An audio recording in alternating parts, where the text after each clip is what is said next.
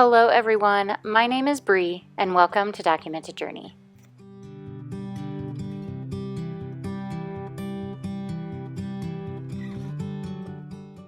So I'm just going to run through the supplies really quickly that I'm using because I get a lot of questions in the comments below. Right now I have the totem cover with the pocket. That is my cork cover. I'm using my Coptic Stitch Bound journal. It is a field note size, so 3.5 by 5.5 field notes, or pocket size I should say. I'm going to clip that down just because I will be using watercolor and it's just easier to keep the page, like, I don't know, flat if it's clipped. I am going to be outlining my image. It's just some daffodils. I'm going to be outlining my image with the Panid insert in a Karis Customs barrel. That is the aluminum tumbled, I think. So that is what I'm using for my pen. And then I got out my Letter Sparrow watercolors, but I actually ended up using my Daniel Smith. Not really sure why. I did switch like my filming area, so that might be why. Like I did this one day and I did the painting the next day, so you'll kind of see that. But yeah, so that's what I'm doing here, just mapping it all out first, and then I'll go in with the watercolor.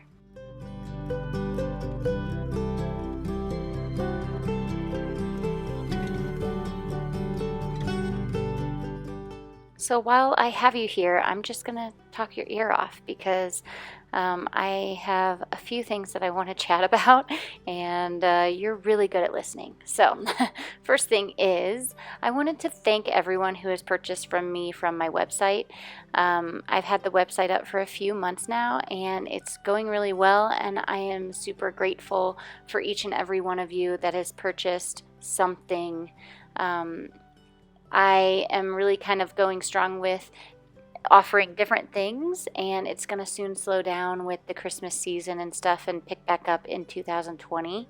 But I'm just super grateful for all the purchases, all the shares that you do on Instagram, or if you share my video here on YouTube. All that little stuff really helps. The likes, the subscribes, the comments even. Everything helps kind of like get me, I don't know, seen more. So I really appreciate every single one of you that takes the time to devote to me in any way, shape, or form.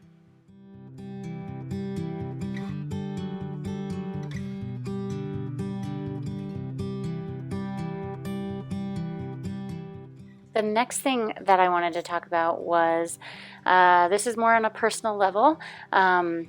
I've been super busy, like I said, with the website, but also my husband has been traveling a lot.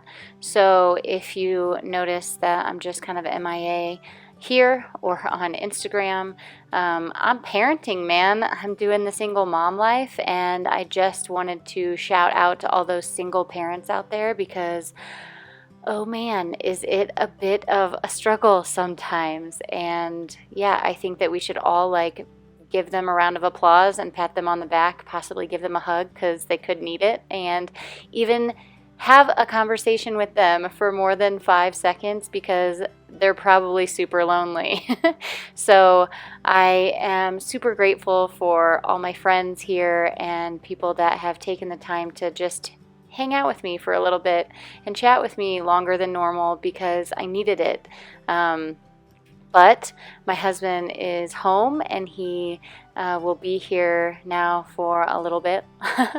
10 weeks, I think is what he said. So, and then we have the next round of travel. So anyway, pat those single parents on the back. Give them a hug. Give them some attention because they are amazing.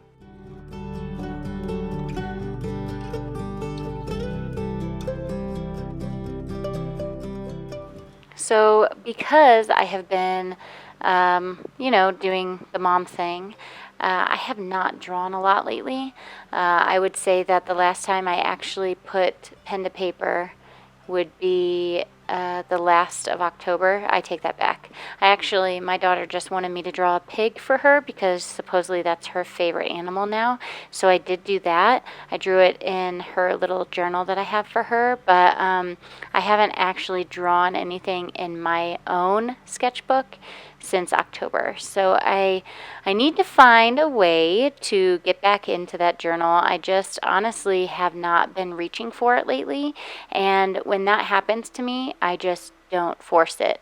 I just wait until I feel inspired to draw again, or I feel inspired to do something, and normally it's because I've decided to look at some challenges on Instagram, or maybe I see a photo, or like I'm out on a walk and I take a photo of some kind of nature scene, mostly plant object thing, and I just have the urge to sketch it. I notice that a lot of times when I get super stressed, I don't sketch. I actually write more, and I don't necessarily, I think I've talked about this before, but I don't necessarily think that's a good thing, because then I just kind of stay in my own head. And instead of like taking the time to sketch, because if you sketch and paint and stuff, it's very, for me, it's like a meditation in a way. And it probably would be really good for me if I actually got it out and did it. But at the same time, I actually have to get it out and do it. Which, of course, is always a struggle for some reason.